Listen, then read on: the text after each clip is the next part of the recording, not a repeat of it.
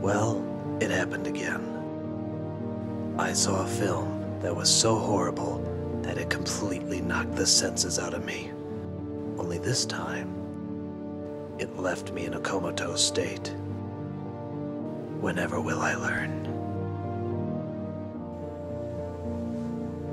What do you think, Uncle Yo? I don't know, Brentalfloss. Why would we bother using our names with each other if we already know each other? Oh, you stupid dumbasses! It's to introduce who you are! Why? We were both in your reviews. It's in case people forgot. Forgot? No, that is beyond the... No, we did the Ponyo You review. shut Shut up!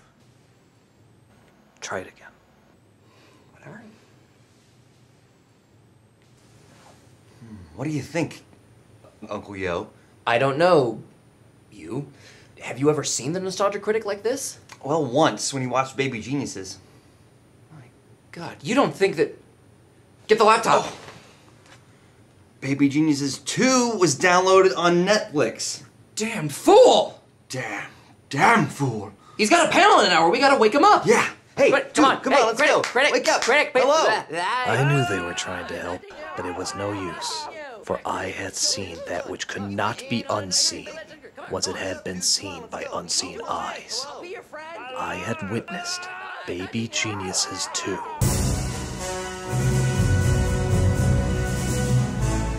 The idea alone that the first film was popular enough to warrant a sequel is shocking enough, but the fact that it has an even bigger budget, more effects, and the balls to actually continue a story that nobody outside the disturbed mental ward would want to see continued is enough to send anyone into a comatose state. God help me. This isn't working. Try shock therapy. Oh, okay. Critic! 50 Shades of Grey was meant to be taken seriously! What? Well, that would shock me. Yeah, I know. I just didn't legitimately know that. You want to go read it again? That'd be very pleasant. All right, here we Let's go. do that. The memory of the film is far too painful. It all began with, big shock, babies. Except this time around, they actually got some babies that lip-sync their lines okay. In English, Finkelman. It's your mom and dad. Act like babies. Some of them. What kind of milk you drinking? Communicate to both babies and adults. This kid's effects are so good they almost rival the Super Bowl babies. Archie's father could give Archie a bit more attention. And yes, they both are great promotions for violence against children. Sit back and let me tell you another story about the legendary Kahuna and his archenemy, Captain Kane. The kids decide to talk about the history of a secret agent called Kahuna. I'm scared, Peter. Name's Kahuna, and I'm busting you kids out of here. You might be thinking the Disney Channel is airing their production of Schindler's List, but this is the backstory of Kahuna, who I guess has a history of saving children from evil research at the Berlin Wall. Because, yeah, most young viewers of this movie know exactly what the Berlin Wall is. And if not, isn't this a great way to learn about it? Showtime. Apparently Kahuna had the power to transform into a 21-year-old stunt gymnast and knew how to rescue children from a bizarre celebrity cameo. It's wonderful what you do here, saving orphan children. I have a soft spot for the gentle laughter of babies. That's John Voight, by the way. I think they got him because Christopher Walken wasn't available. His silliness levels reached spectacular heights of awkward. I don't want this umbrella. Seal off the compound. Good news, I hope. To our work. Ever wonder what Captain Kangaroo would be like as a Nazi? Of course you haven't, but the director feels the need to force this freaky reality on you anyway. Don't I get one last word? That's a little cliché, but I'm intrigued. What is your last word? Duck. Duck is your last word. Shouldn't that technically have been jump instead of duck? Oh well, it's not like the henchmen would do it anyway. Most of their job consists of standing perfectly still while a little person does wire work that even Pinocchio would call dated. One day, I will destroy you if it takes me forever. Yes, I will destroy your ever-proportionate changing body. That's exactly how the Kahunas saved the orphans of East Berlin.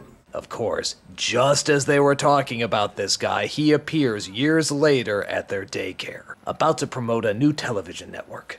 This is a network called Kids Everywhere, which I assume is a just as equally evil spin-off of 4Kids. It is my greatest pleasure to announce the launch of the largest children's network in television history. Should somebody tell him they're no longer holding auditions for the Carol Burnett show?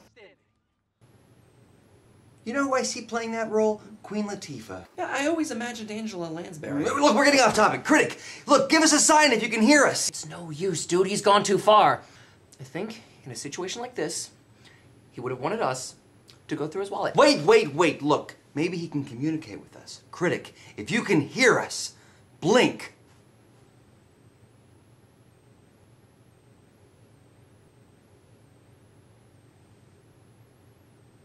All right, he can hear us. He can hear us. Woo! Do you know what this calls for? What's that? More 50 Shades of Grey. All right. Okay, done that. Want to do that. I have a St. Bernard if you want to borrow it. While those two horny bastards read their Twilight porn, I continue to remember the horror of my viewing. We're introduced to this teenage girl who looks after the babies at the daycare. And, like most attractive girls at that age, she has a heck of a time getting a boyfriend. Okay, here goes. I know it's usually the guy who asks. Hey, it's cool. I was gonna ask you anyway. I felt kind of weird asking you to tutor me, so glad you asked me first. Tutor you. Right. And, like most attractive boys at that age, he is far more interested in her brain than her smoking hot body. When will the genders learn? Poor Archie. Yeah. Oh look, the babies are trying to be entertaining again. Oh, how they fail. I just mean, well, that you quite possibly have aggression issues. Speak for yourself, brain boy. To this movie's credit, this is possibly the best form of birth control available. I mean, if for any other reason not to give these people more babies to keep making sequels. Quit the jabbering and give me the blooming disc. So the bad guy's disc, with all their evil plans on it, of course, falls into the baby's carriage. Rather than do something crazy like, oh, I don't know, ask the teenage girl for it back, they decide to scare the shit out of her, chasing her down in their always terrifying black minivans. Leave us alone! But Kahuna appears, and don't freak out, they do explain why he doesn't age. And we partake in him beating up the world's prettiest henchman.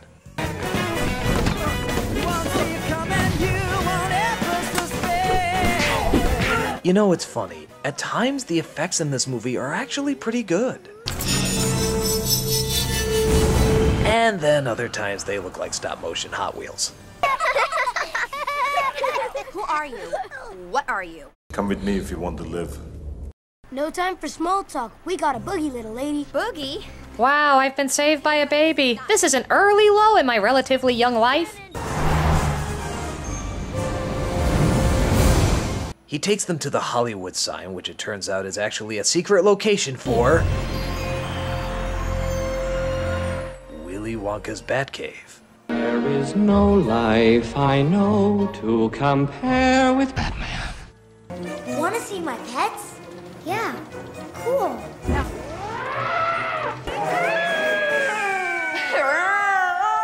I think by this point the girl has most likely accepted the fact that she's been gassed. How else could she explain scenes like this?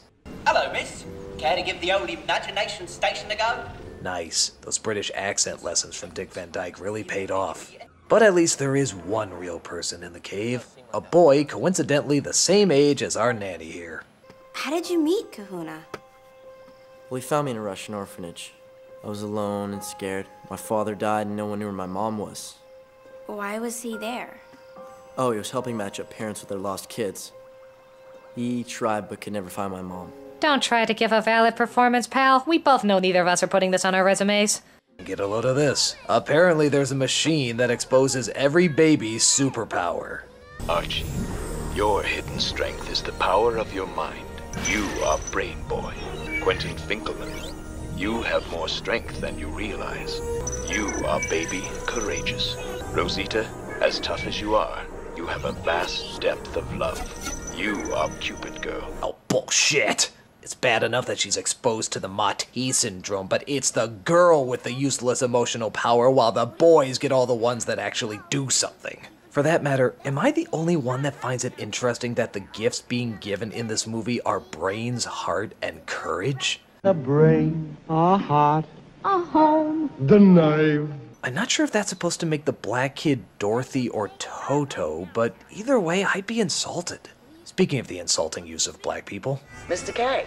Oh, finally. Listen, I went to the graduation. Remember the kids we got from Thailand? Yeah? My goodness. I'd make a joke about how phoned in this cameo is, but it's literally phoned in. She makes the appearance via camera phone. God, I haven't seen a Whoopi Goldberg call-in cameo this bad since the other Whoopi Goldberg call-in cameo she did.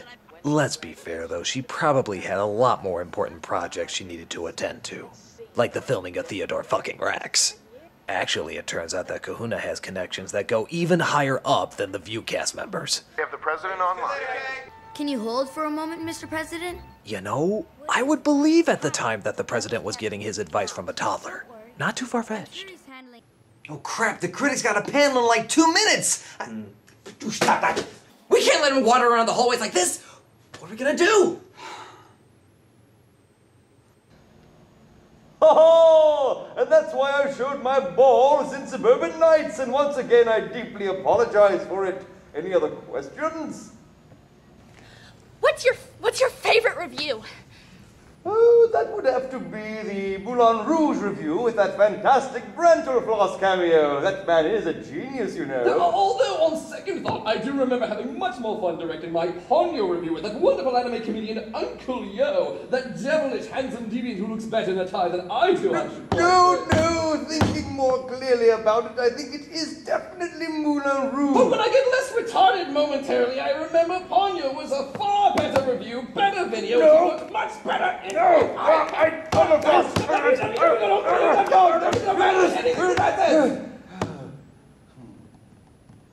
Does that answer your question? No? Tough!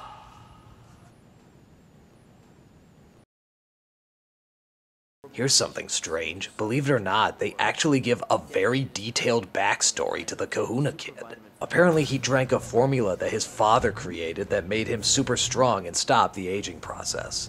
Even though clearly he aged a little from the last time we saw him.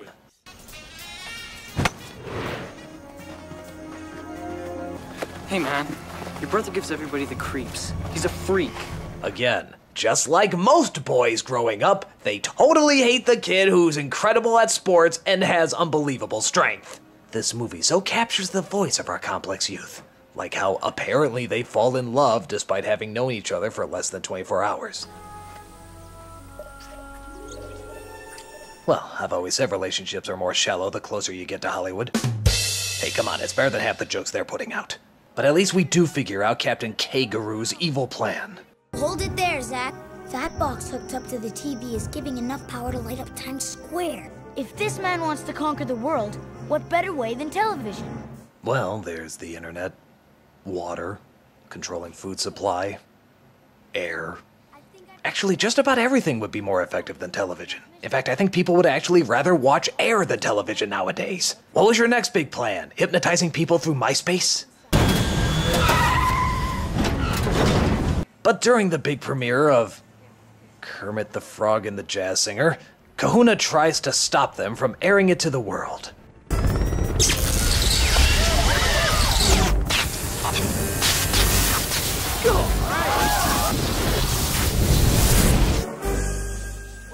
It's all right, ladies and gentlemen. It's okay, I just murdered an innocent child. I have money and an accent, so that's fine. But our heroes tried to tell them what's really going on. Biscayne, there's some kind of mind control thing on the show. You're Bill, bad.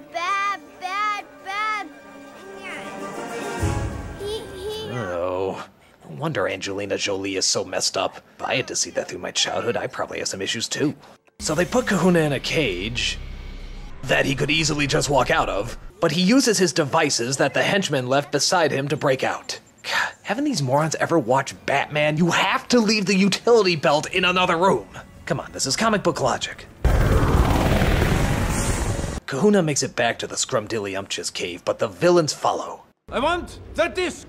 You want it? Come and get it. Luckily, Kahuna has the ability to make the disc fly. What? You missed the part where he said he could do that? So did everybody. But the babies activate their superpower baby abilities. God, I hate verbalizing this. And they use their special powers to defeat the henchmen. Heck, we even see what Cupid Girl does. Gotcha. You can run, but you can't hide from Cupid Girl. I love you, man. Give me a hug, you big love. Ah, so Cupid Girl's job is to spread the gay, all while forcing them into giant man piles. I guess they're right. Being gay is not a choice. It's a small girl with a magic arrow that forces you against your will to make love to the same gender. Now that's an interesting development, I have to say. But Captain Crowderoo still manages to get the disc and uses it to start the countdown of hypnotizing people. I did it! I did it! I did it! And we also learn his true identity. What happened back then wasn't my fault. You don't have to keep hating me for it. You think I went to all this trouble just because Dad liked you best?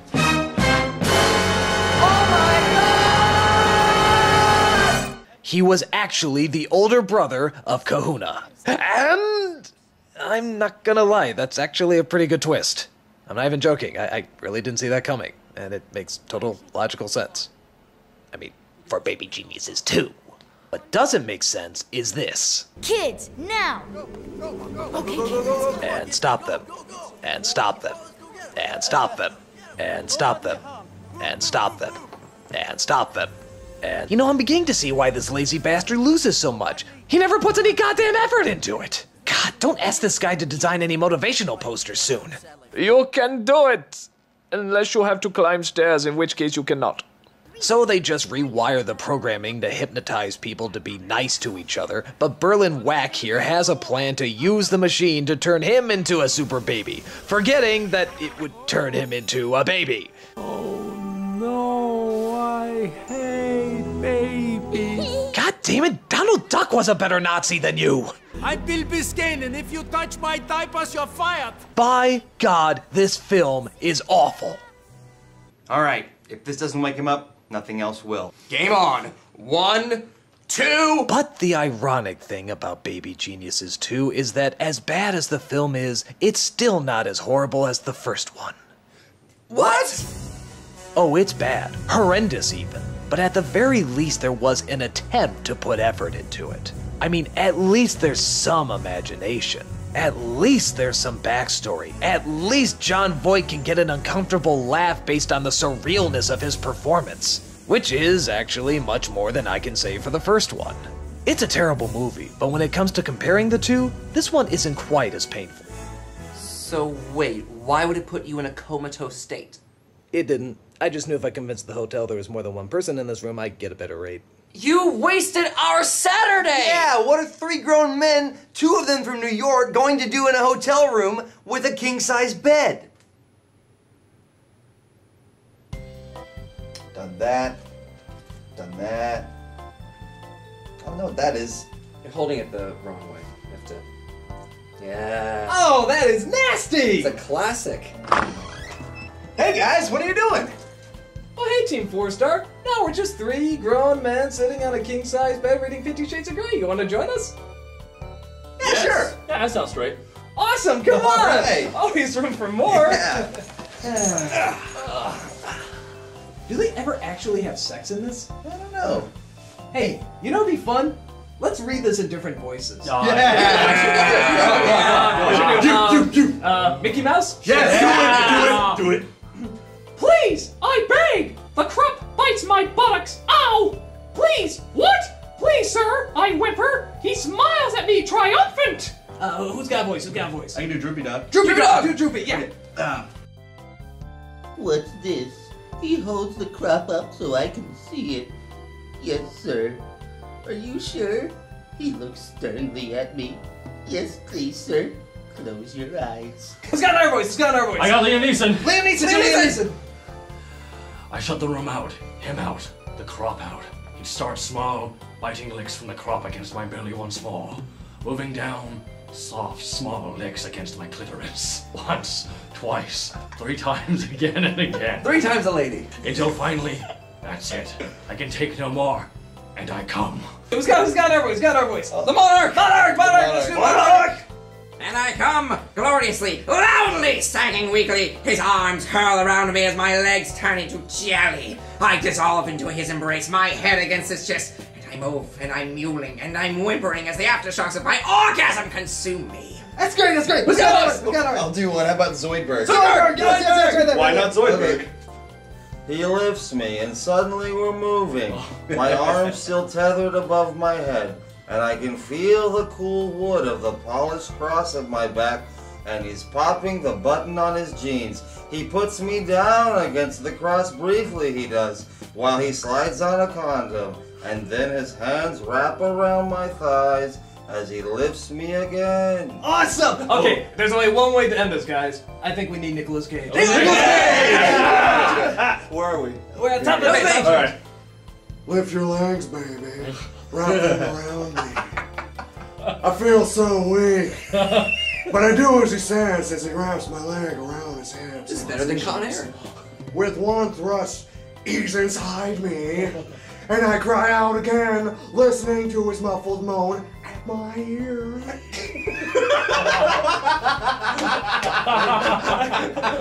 My arms. This is the best party ever.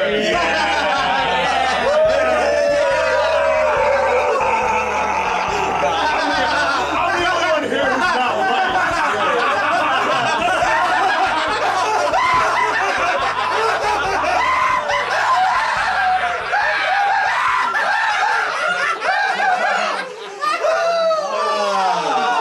I need some hand sanitizer. I'm gonna go jerk off. That's great. I called the bathroom. I called the bathroom first. What's his elbow? What's wrong with that? Cross the streams. Okay, you're coming with us, buddy. You're not. I'm Bill Biscayne, and if you touch my diapers, you're fired.